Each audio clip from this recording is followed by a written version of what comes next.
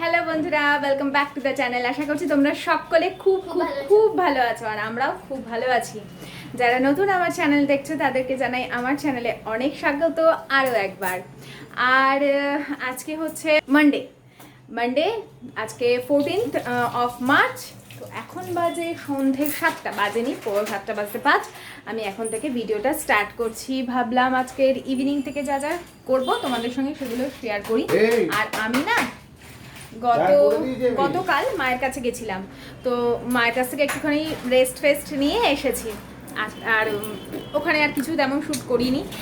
তার কারণ হচ্ছে ওখানে থাকি, একটু গল্প করি, রিল্যাক্স করি, ওগুলো আর দেখানোর মতন কিছু থাকে না। যাদের বাপের বাড়ির কাছে তারা জানে যে এই 24টা ঘন্টাও না হয়তো, কিন্তু এই একটু সময়টা অন্তত রিল্যাক্সে কিছুক্ষণ হলেও, মানে কোনো রকম চিন্তা ছাড়া যে এরপর এই কাজটা করে দিতে হবে বা এই কাজটা করে রাখতে হবে, এরকম চিন্তা ছাড়া আমরা কিছুক্ষণ সময় কাটাতে পারি। তো এখন এসেছি, ভাবছি কি মানে যাই হোক, এসে না সেই কাজে নামার আমি এনার্জিটা পাই না। তো কি করবো, আমি ভাবলাম না এখন একটু চা খাই, আর আয়ুষ্মানকেও দুধ দেবো, এখন হরলিক্স আর কি দেবো। তো আমি ভাবলাম যে চলো ভিডিওটা স্টার্ট করা যাক, না হলে কালকে তো আমাকে ভিডিও দিতে হবে। তো চলো দেখতে থাকো আমার আজকের ইভিনিং রুটিন, কি কি করছি, কি কি করব তোমাদের সঙ্গে সব এখন শেয়ার করব।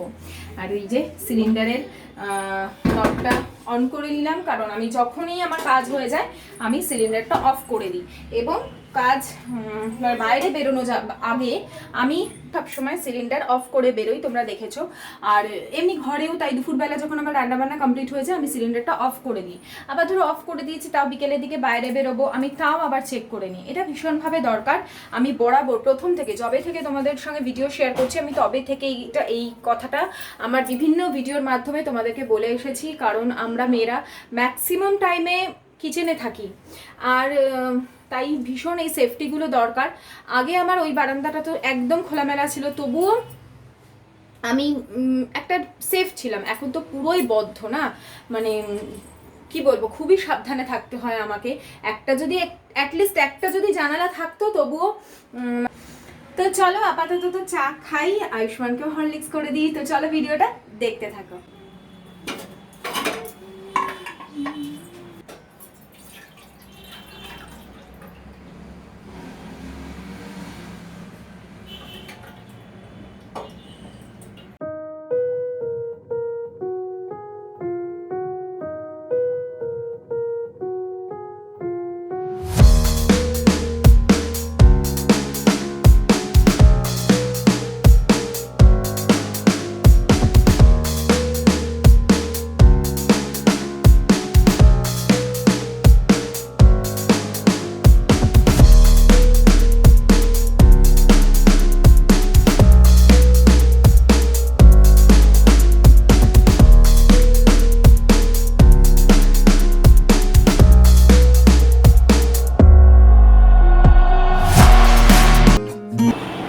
এই বিকেলে চা খাচ্ছি, সারা সকাল চা খাইনি।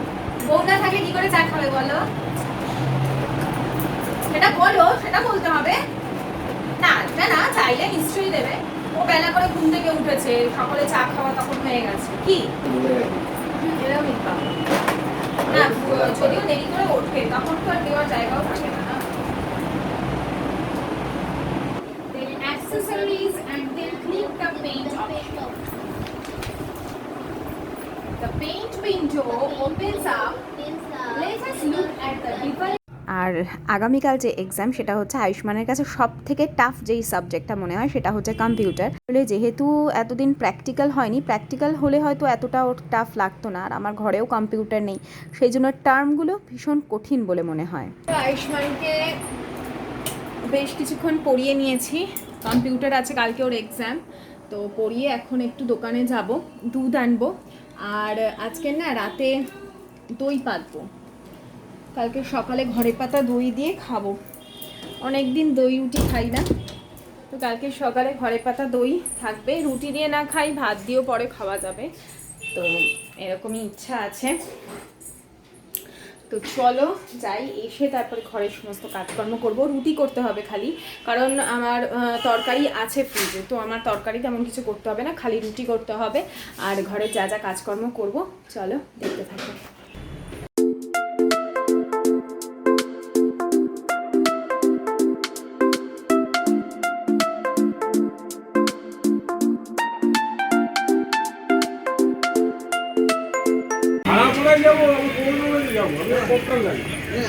একদম ছোট্টটা দেবেন সব থেকে।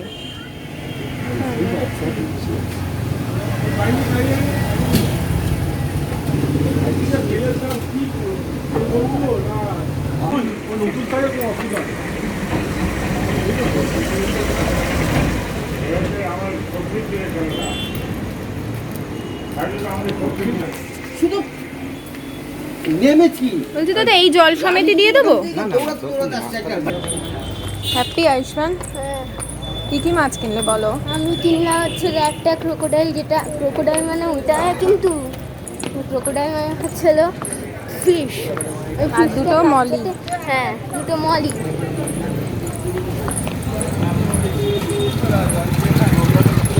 আয়ুষ্মানকে পরিয়ে তারপর ওকে নিয়ে একটু বেরিয়ে এলাম, আর মাছ কিনেছি, তোমাদেরকে নেক্সট ব্লগে মাছগুলো দেখাবো। আর এসে এখন তো ডিনারের ব্যবস্থা তো করে নিতে হবে তাড়াতাড়ি, কারণ আশিসও এসে যাবে আর কিছুক্ষণের মধ্যে। ভেবে তো ছিলাম যে শুধু রুটি করলেই হয়ে যাবে, কিন্তু রুটির সাথে আবার পায়েস বানাবো, সিমাই পায়েস। তার রিজনটাও তোমাদের পরে আমি বলছি।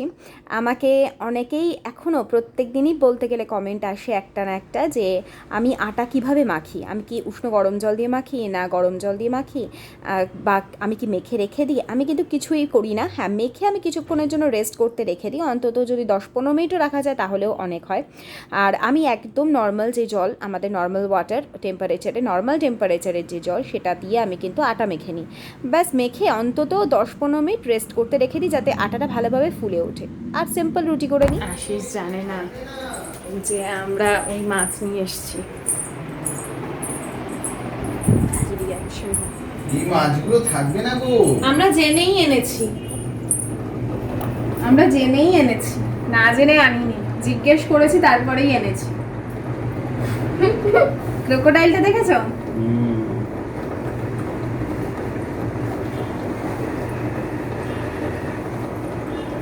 কি বেঁধে পাকা দুটো। তো হেল্পিং হ্যান্ড এনেছি, নিয়ে আরো পরিষ্কার করবো বসে বসে। ও শ্যাওলা, পুরো শ্যাওলা একদম থাকবে না। দেখো ও চারেই মুখ লাগিয়ে বসে আছে। ও ঢুকবেও না, ও খাওয়ার উপরে বসেছে।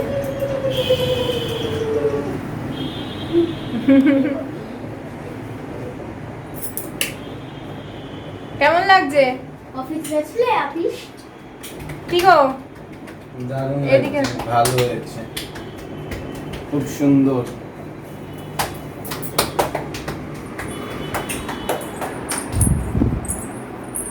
বাবা, ক্রোকোডাইল কিন্তু খুব তাড়াতাড়ি বড় হয়ে যায়। ক্রোকোডাইল কিন্তু নিজের শেপ নিয়ে নেবে এরকম।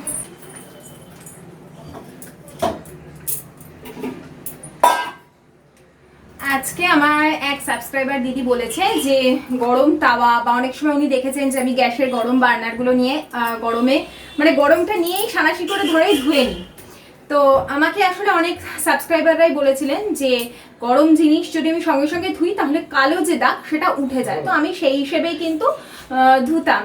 আর কিন্তু আমাকে উনি বললেন যে এটা আমাদের ইয়ের পক্ষে ঠিক না, বিভিন্ন গ্রহের ফের থাকে না, সেই সমস্তর জন্য ঠিক নয়। তো আমি ভাবলাম তোমাদের সঙ্গে শেয়ার করি। আমি এইসব জিনিসগুলো একটু আধটু মানি, একেবারেই যে মানি না তা নয়, কারণ কেউ যদি বারণ করে নিশ্চয়ই আমার ভালোর জন্যই তো তিনি বারণ করছেন, তো আমি সেই জন্য মানি।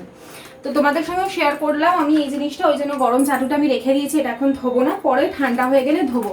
আর আমার রুটি করা হয়ে গেছে, এই যে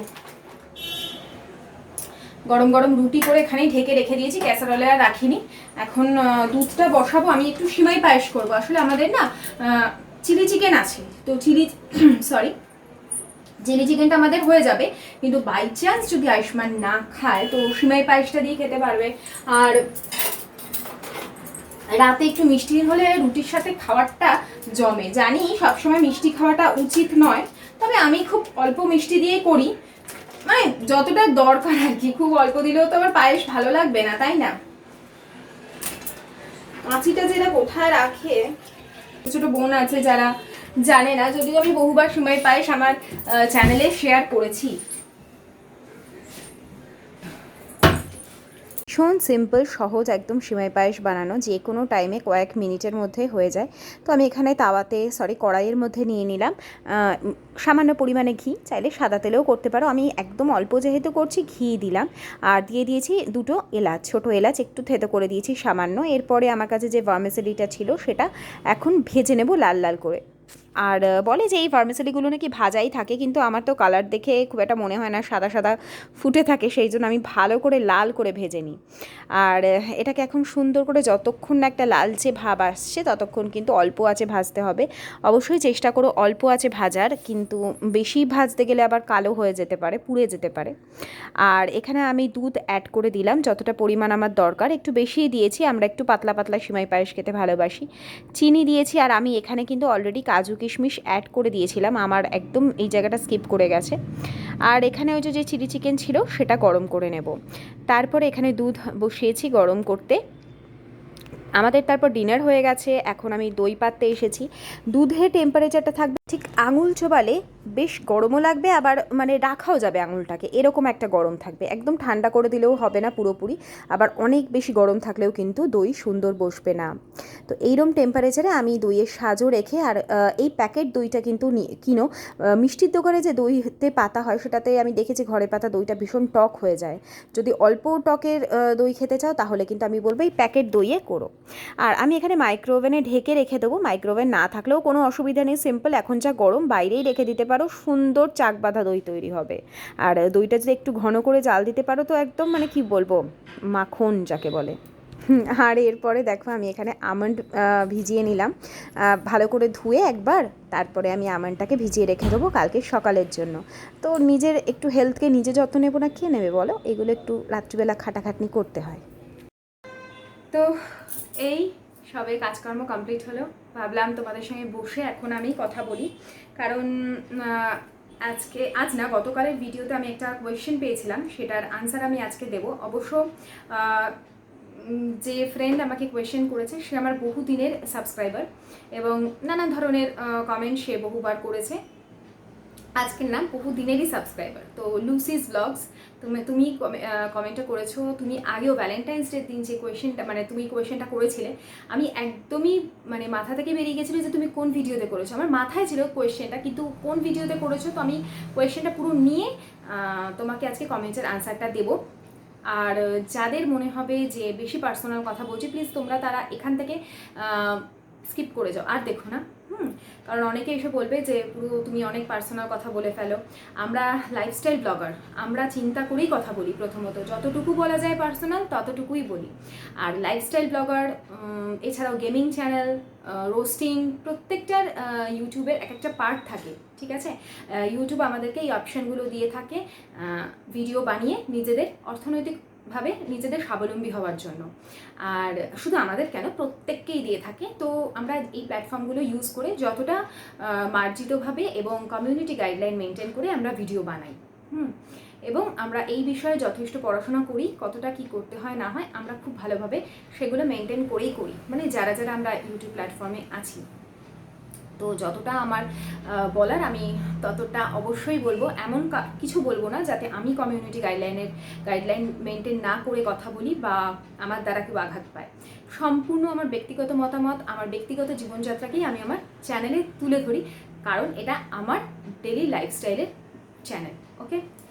আর আরেকটা কথাও এখানে বলে রাখি, অনেকে যারা নেগেটিভ কমেন্ট করে তাদেরকে বলি যে এখানে এখানে কেউ কাউকে পার্সোনালি পেমেন্ট করে না। এখানে পেমেন্টটা কিভাবে হয় আমি বলে রাখি। আমরা যে ভিডিও বানাই তার একটা ভিউ হয়, তো সেই ভিউ অনুযায়ী ইউটিউবে কিছু অ্যাডভার্টাইজ আসে। তো অ্যাডভার্টাইজ যখন আসে, অ্যাডভার্টাইজের টাকা ইউটিউব নেন এবং কিছু পার্সেন্টেজ আমাদেরকে দেন, যেটা আমাদের অ্যাডসেন্সে আসে, আর সেখান থেকেই কিন্তু আমরা টাকা পেয়ে থাকি, ঠিক আছে। আর আরেকটা কথা বলি যে ইউটিউবে রোজগারটা যে কেউই করতে পারে, সেটা কোনো অসুবিধা নেই। আর এই হচ্ছে ব্যাপার। তো যারা নেগেটিভভাবে বলেন তাদের জন্য এই কথাটা, আমার বন্ধুদের জন্য না। তো লুসিস ব্লগস, তোমার কোয়েশ্চেনটাকে করি তাহলে সবারই সুবিধা হবে যে কী বিষয়। তো ভ্যালেন্টাইন্স ডেতে প্রশ্ন করেছিলাম, মানে ও বলছে সেম কোয়েশ্চেন আবার করছি। What according to you keeps husband wife relationship going smoothly despite all difficulties? cause I'm sure there are days when the going gets tough between both of you. Share your opinion.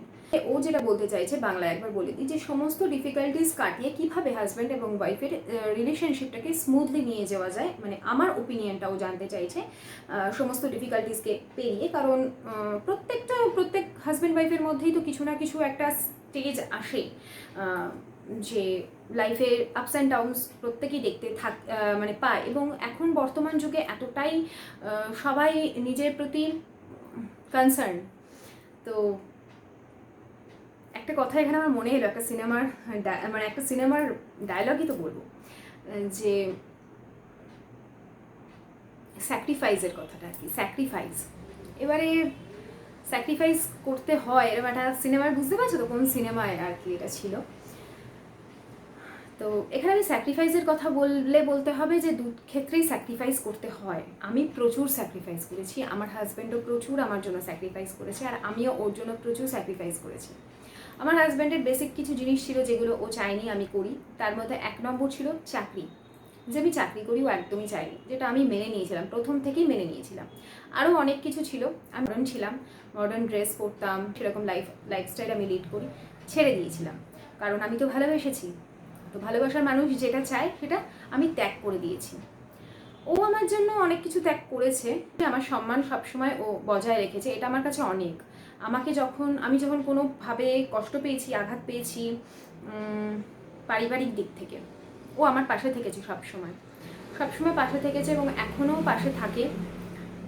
আর ওর জন্যই আমি একটু হলেও শান্তিতে আমার একটা সংসার হয়েছে, সেটা সম্পূর্ণরূপে ওর ভালোবাসায়।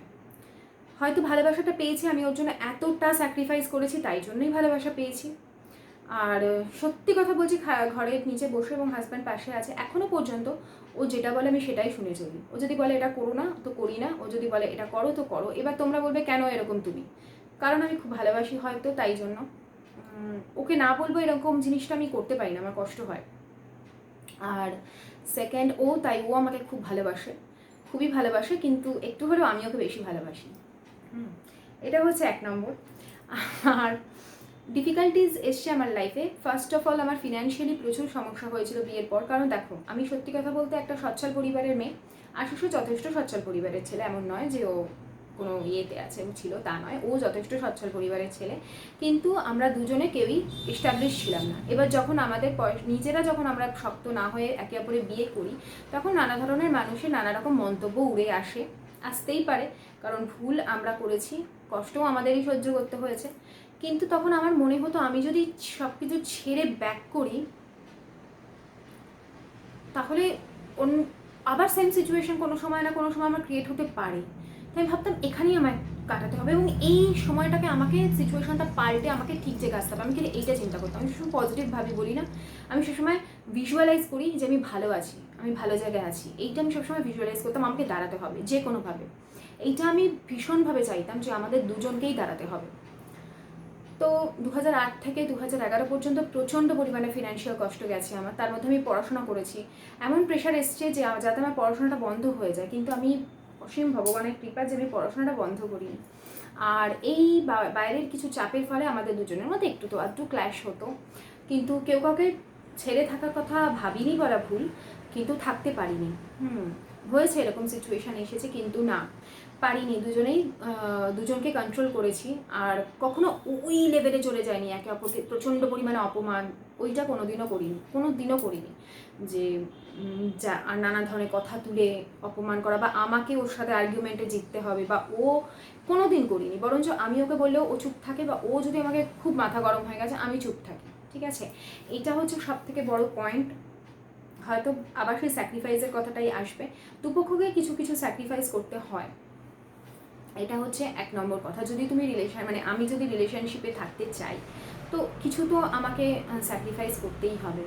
তো আমি সেটা করেছি। আবার এসেছিল যখন আয়ুষ্মান ছোট, তখন আমার মনে হতো, তখন একটা ফ্রাস্ট্রেশন আমার কাজ করতো। এটা প্রত্যেক মাদেরই হয় পোস্ট প্রেগনেন্সি। আমার 4 বছর, আয়ুষ্মানের 4-5 বছর পর্যন্ত ছিল যে আমি কেন সবসময় ঘরের মধ্যে থাকতে হচ্ছে, আমি কেন, মানে তখন না কেমন একটা মাইন্ড হয়ে গেছিলো।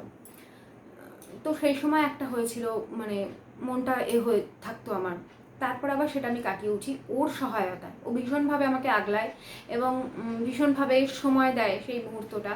তো এই যে এই জিনিসগুলো থেকেই না এইগুলো মনে পড়ে। তো আমি ভাবি যে না, ওর হাতটা শক্ত করেই ধরে থাকি। ওই আমার যদি কোনো কষ্ট হয় ওই আমাকে উদ্ধার করবে, বা আমার যদি কোনো বিপদ হয় ওই আমাকে উদ্ধার করবে। ওরও সেক্ষেত্রে সেটাই মনে হয় যে ওর যদি কিছু হয় কষ্ট, তো আমিই যাবো ওকে মানে ভালো করতে, বা ওর যদি কিছু সমস্যা হয় আমিই থাকবো পাশে। এটা আমাদের দুজনের ক্ষেত্রে সবসময় আমরা মেনটেন করে চলেছি। তো লুসি, তোমার নাম মনে হয় লুসি ব্লগ, তো লুসি বলছি তোমাকে। তো এইটাই হচ্ছে আমরা দুজনে এভাবেই মেনটেন করেছি। তা বলে কি এখনো হয় না, ঝগড়াঝাটি হয়, খুবই মানে ওই লেভেলের না। কথা হয়তো কিছুক্ষণ বন্ধ, আবার কি গো চলো কথা করো না, রাগ করো না, এরকমভাবে আবার ঠিক হয়ে যায়। আর ওই যে বললাম,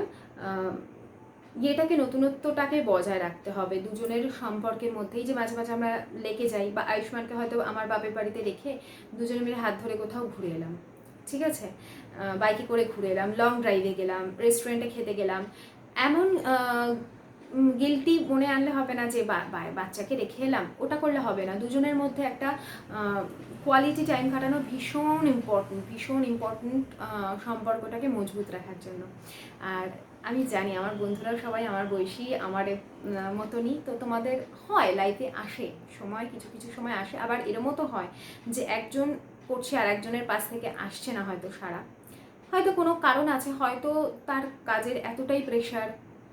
তো সেই সিচুয়েশনটা ওভারকাম ঠিক করা যাবে যদি আমরা ধৈর্য ধরি। একটু ধৈর্যও ধরতে হবে, অনেক কিছুতে ধৈর্যও প্রয়োজন। এই ছিল আমাদের মধ্যে এখনো পর্যন্ত, তাই দুজন একটু একটু করে অ্যাডজাস্ট করে নিই। অ্যাডজাস্টমেন্ট, সব থেকে বড় কথা অ্যাডজাস্ট করতে পারলে যে কোনো জায়গায় টিকে যাওয়া যায়। অবশ্যই নিজের আত্মসম্মানকে বজায় রেখে। যদি আত্মসম্মান বজায় থাকে তো অবশ্যই অ্যাডজাস্টমেন্ট করা যায়, কিন্তু নিজেকে নিচে নামিয়ে হয় না। আমাকে যেহেতু ও প্রচণ্ড সম্মান করতো, আশিস ভালোবাসতো, আমিও অ্যাডজাস্ট করেছি, স্যাক্রিফাইস করেছি, প্রচণ্ড ভালোবেসেছি।